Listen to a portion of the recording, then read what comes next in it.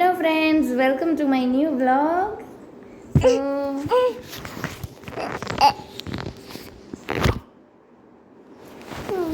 વરસાદ બહુ આવે છે અને ખુશીબેન કરે છે તોફાન. નહીં હવે એ શું નવી ખોટી ટેવ પડી છે? જીબડા કાઢવાની ને એ કરવાની. દાંત કાઢમાં ખોટી ટેવ પડી ગઈ છે હું એવી રીતે બોલવાની. A few moments later. Festival season પૂરી થઈ ગઈ છે તો આમ સોનું લાગે છે અને વરસાદ આવે તો કંટાળો આવે છે. અને મનનને મેં પૂછ્યું કે શું જમવાનું બનાવું તો એણે જવાબ આપ્યો. શું જવાબ આપ્યો? જે બનાવવું હોય તે. The next day.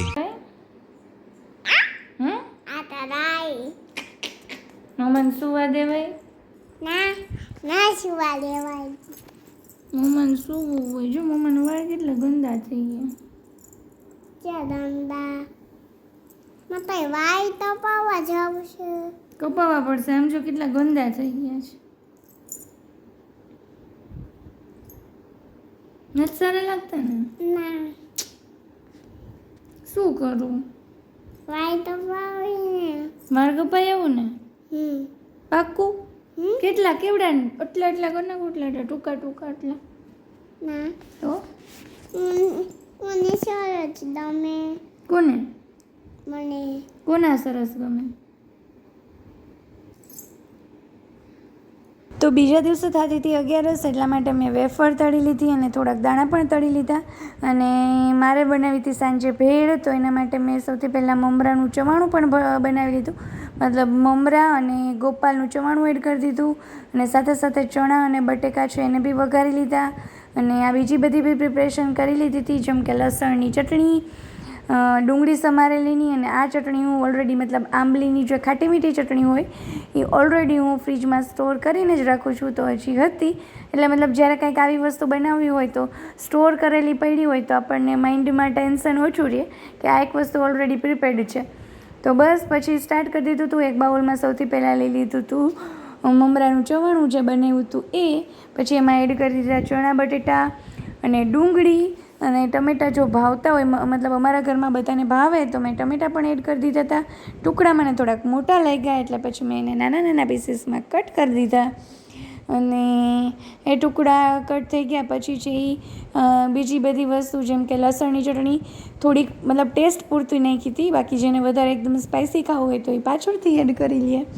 અને પછી મેં એડ કરી દીધી હતી આંબલી ખજૂરની અને ગોળની સ્વીટ ચટણી. અને જ્યાં સુધી લેડીઝની ટેવ છે એક વસ્તુ પૂરેપૂરી ફિનિશ ના થાય ત્યાં સુધી બીજી વસ્તુ નીકળે નહીં. તો એક ડબ્બો પૂરો થઈ ગયો તો પછી બીજા ડબ્બામાંથી ચટણી છે એ એડ કરી દીધી અને સરસ રીતે હવે કરી લીધું મિક્સ. અને મને મતલબ ચમચાથી કરતાં એવું લાગ્યું કે હું હાથેથી વધારે સારી રીતે મિક્સ કરી દઈશ. પેરેલલમાં મારું સ્ટેન્ડ પડી ગયું.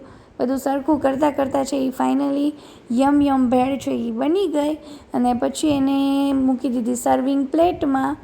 અને ઉપરથી થોડીક ગાર્નિશિંગ માટે મેં થોડીક ડુંગળી એડ કરી અને પછી કોરિએન્ડર છે એ એડ કરી દીધી. એટલે તૈયાર થઈ ગઈ ભેળ.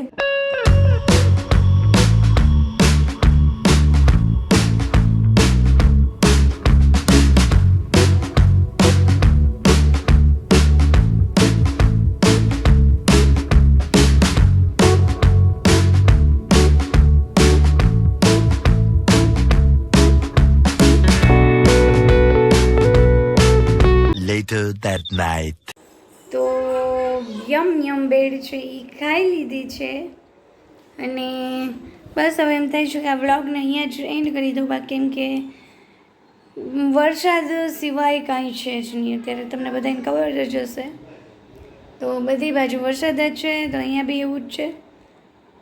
તો બસ આ વ્લોગ આમ તો કંટાળા વ્લોગ નામ આપી દઉં તો બી ચાલશે. કંટાળા વ્લોગ.